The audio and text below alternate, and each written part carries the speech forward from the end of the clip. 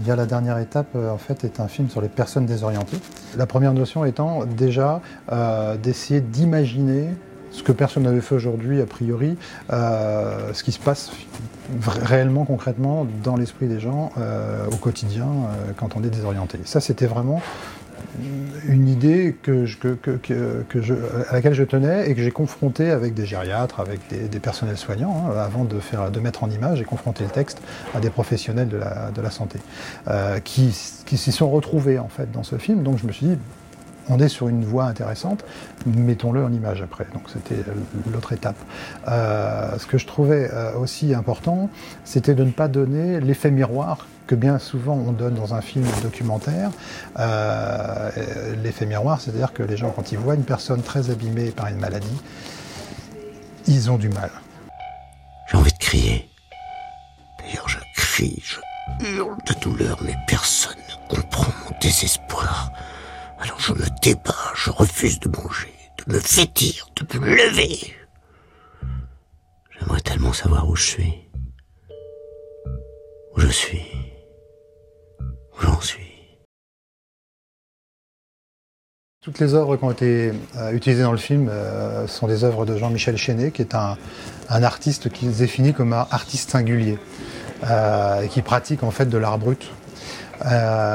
Mais de l'art brut réfléchi, c'est-à-dire qu'il a tout un raisonnement autour de ce qu'il fait. Et j'ai trouvé que l'art brut se prêtait bien à ce fantasme qu'on peut, ou à cet univers personnel dans lequel on voyage tous les jours, quand vous avez de moments où vous perdez un peu le contact avec la réalité, vous êtes dans votre propre univers. Cet univers-là, moi j'aimais bien qu'il puisse être illustré par de l'art brut. Maintenant je suis seul, avec mes souvenirs. De la joie perce, mais bien souvent la nostalgie l'emporte. J'étais fort. J'étais fort. Hier, j'ai emmené Jules au parc avec son vélo à roulettes. Qu'est-ce qui me fait rire? Quand il lève les mains du guidon avec angoisse et fierté. Sabine?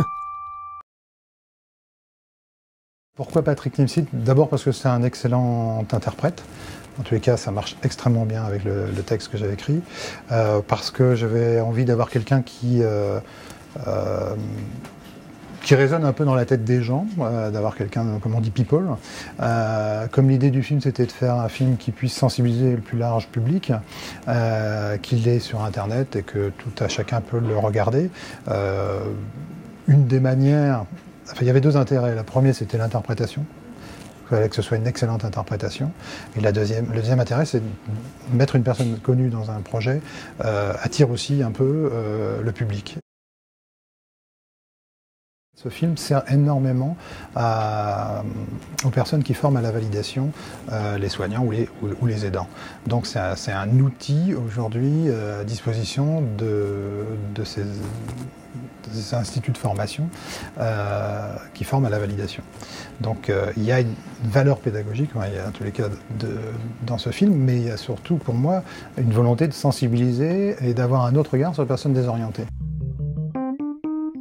J'ai entendu un jour une dame dire « Les souvenirs, c'est quand ils vous tombent dessus qu'on s'en souvient ».